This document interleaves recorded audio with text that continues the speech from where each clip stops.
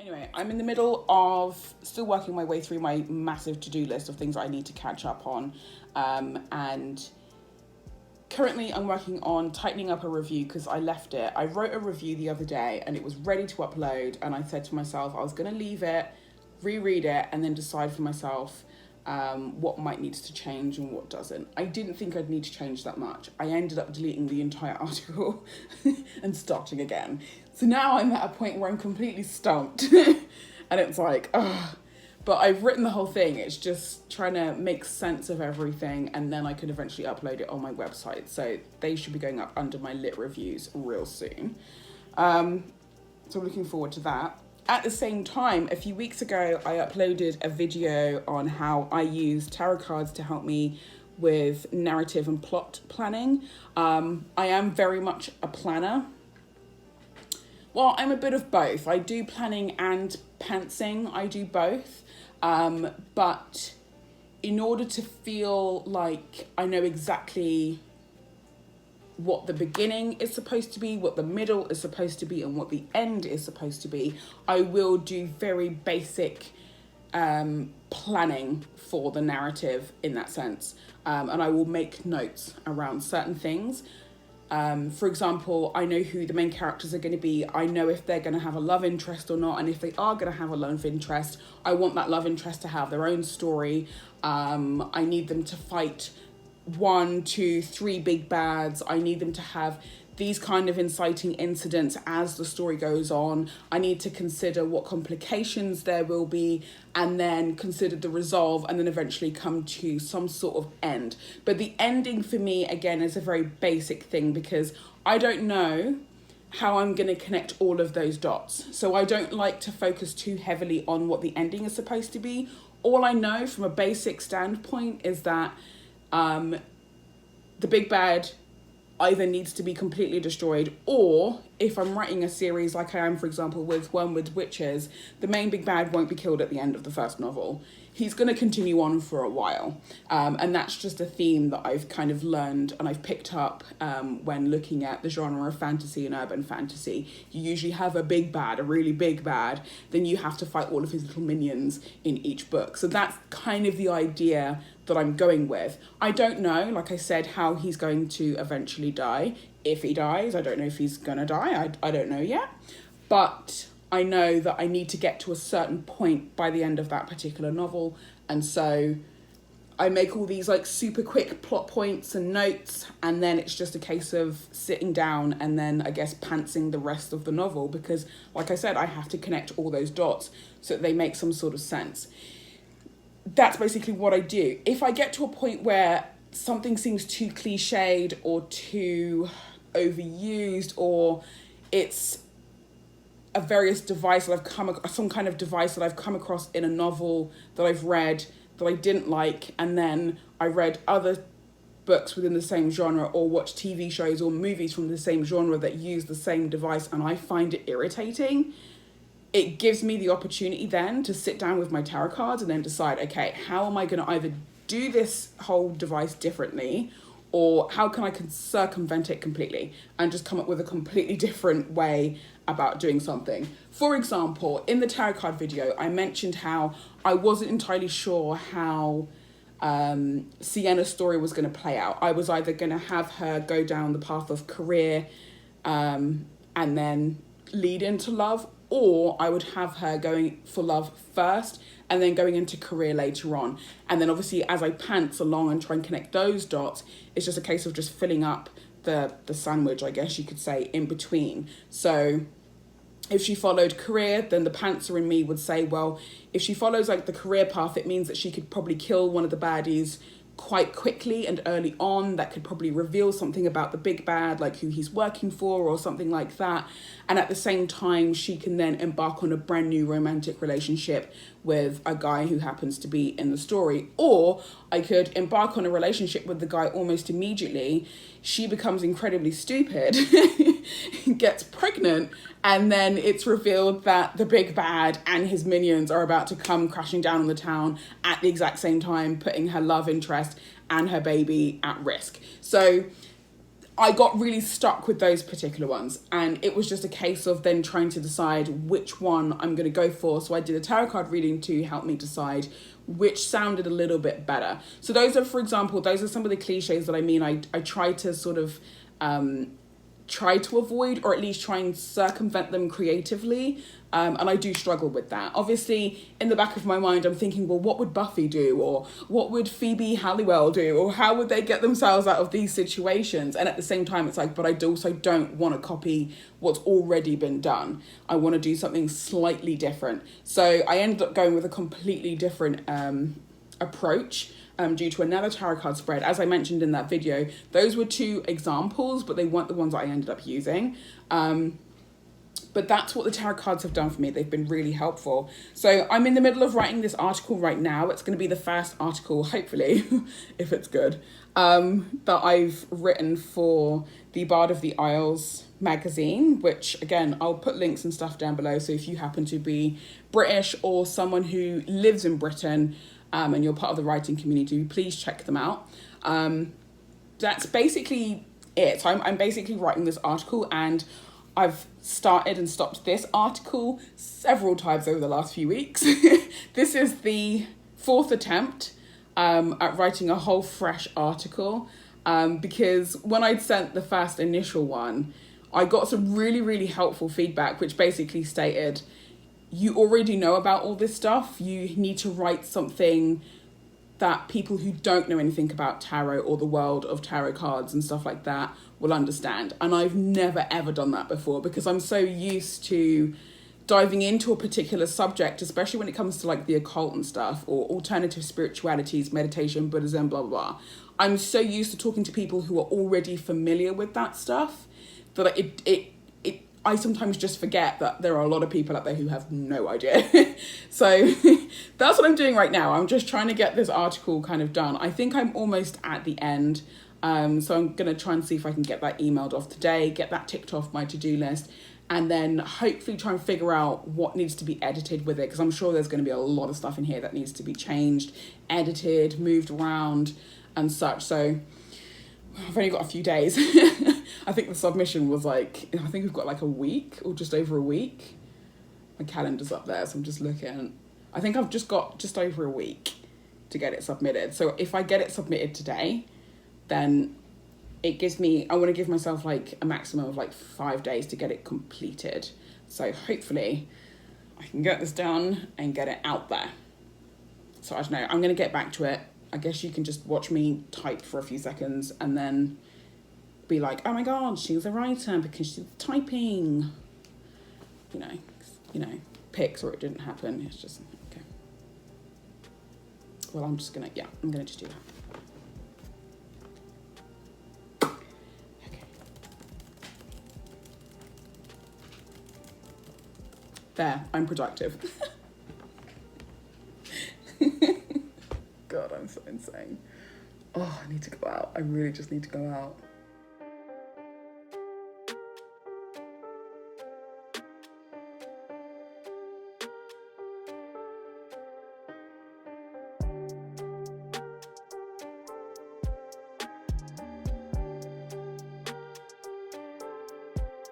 Okay, so I was looking on my phone this morning.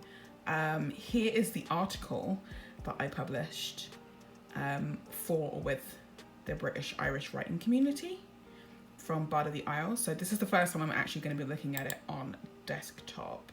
Ooh, oh my God. That's crazy. Oh my God, look at my name. My name is right there on the screen. That's so weird.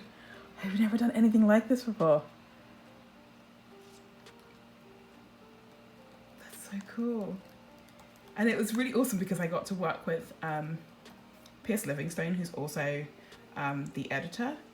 So I got to learn a little bit about editing from her, which was really, really, really helpful. God, I can't believe I wrote all of this. This is amazing. Including pictures. So yeah, if you're interested in wanting to perhaps use tarot with your own writing, then the article's up. You've obviously got my video, and then at some point in the future we will also have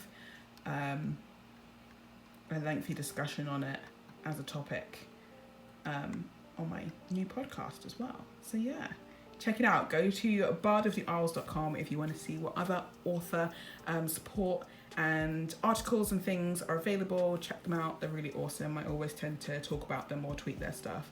So yeah, check them out, guys. Check them out.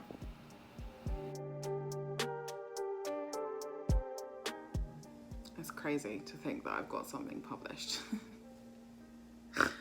Oh my god, and I snorted like a pig. What? Okay. I'm still in shock about the fact that I've actually published something. It's crazy, because of a million different things, but mostly because of I've always been someone who has tried to immerse themselves in some form of literature at some point every single day. If I'm not writing something, then I'm reading a book. If I'm not reading a book, then I'm writing poetry or analysing poetry. If it's not poetry, then I'm looking at scripts. If it's not scripts, I'm looking at literary magazines and stuff, online or in physical form. I love literature. It's just a big part of my life. I love immersing myself in words and sentences and sentence structure and all that kind of stuff. I just love it. I want to be surrounded by books for the rest of my life. I prefer books over people. I prefer dogs over people. That's just who I am. It's just words. I love words. But there is a massive aspect of my life that I tend to try to keep separate a lot of the time from this channel. For those of you who don't know, Sylvia Davidson is actually a nom de plume that I'm using for myself, because my real name, which is kind of boring, so I'm not gonna lie, it's kind of boring, which is why I don't really want to publish under that name, is mostly associated with the world of the occult and witchcraft and paganism and all that kind of stuff.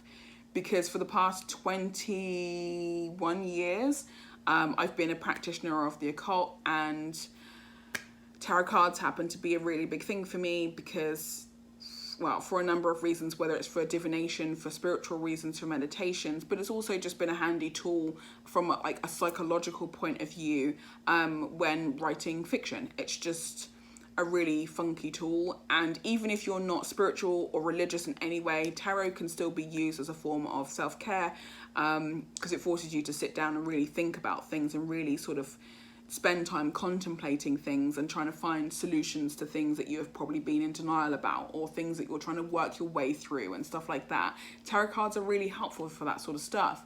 But I've always kind of tried to keep those two worlds separate because of the backlash that I used to get a lot of, especially from followers of the Abrahamic religions. They used to be very, very negative towards me, leaving very nasty comments and stuff. And then there was all like the racism and all that kind of stuff, which was just kind of general stuff. But for that reason, I always tried to keep those two worlds separate. So when I decided to do the video on tarot cards and how I use it as a narrative tool to help me kind of get through plots and stuff, or issues that I find in my plot, I was really in a position where I had nothing to lose. So I uploaded the video, didn't really think much of it, did try and promote it a little bit because I don't like to promote too much because I get really scared about that sort of stuff and how people are going to react and whatnot. But I was really overwhelmed and really shocked by the reception that I got for the video, especially over on Twitter, because I'm a lot more active over there. Phil Parker, who is one of the founders, the main founder of the British Irish writing community hashtag, all over social media, especially Twitter and Instagram, as well as the Facebook group and Bard of the Isles magazine, got in contact after watching the video, and he was really intrigued. He was like, oh, I've never delved into that world before. I barely know anything about tarot cards or anything like that, but it'd be really interesting. Would you be really willing to perhaps write an article for the magazine and submit it so that we can get it publicized and stuff? I don't know what compelled me to say yes, but I did. I honestly can put it down to the fact that I don't think my self-doubt was really bugging me that day for whatever reason. And so I was able to just impulsively just say yes. I've never published anything in a magazine before in my entire life. I read magazines. I love magazines. Granta, McSweeney's, The First Line, you name it. Highbrow, lowbrow, midbrow, accessible, not accessible, you name it. I love immersing myself in words. I never in a million years, even with the pushing and the encouragement that I was getting from my really good friend Tom for like the past 3 years to publish in various magazines, I've always come up with an excuse as to why I can't publish. My work isn't good enough. I'll throw off the balance of whatever theme they're running with that season or that month. My work isn't good enough. My work isn't good enough. My work's just going to make people angry. I can't do it on the spot. I can't do that. There's always some sort of excuse as to why I could never do it. And for whatever reason, I said yes that day, and I'm still trying to process what the hell compelled me to say yes that day.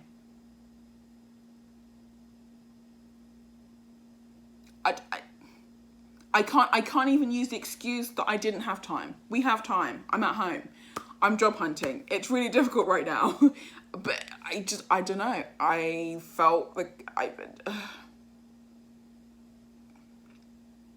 So yeah, I have it published. It's now up on the website. It's been up for a few days now. I haven't checked what comments there are or anything, because again, I'm terrified. But I should, so maybe I should later on. I don't know. But I've published something, and that is crazy to me. That is actually crazy. And what makes it even weirder was that after I published it and was sharing it everywhere, I actually looked at 2 poems that I'd written that I've never published before. And I felt the urge to start looking at literary magazines online and actually go to their submission pages so I can read through their rules and actually consider publishing 2 poems in 2 different places. I don't know what's compelling me to do this. I don't know whether it's because I've just got a new lease of confidence. I don't know what it is, but I've felt very confident in myself. But I also feel like I'm just being insane. I don't know. I honestly don't know. I don't know. It's going to be a while before I actually publish anything else. But it's so weird. It's so weird. Plus, the last 2 weeks have just been crazy busy. Mostly positive. There was one really big thing that really almost threw everything out the window. Let me just quickly tie that all in now. I still haven't finished that book review, but I have finished 2 other books that I've been reading to get reviews for. I have finally finished them with all my notes and everything, so I need to write reviews for them. So that's going to be happening at some point. With my friend Leon's book review, I'm just having a bit of trouble because there are obviously elements of his real life that I knew about because we're friends, that he's added to the book, which I don't want to reveal. So I'm having to be very careful in what I put in my book review.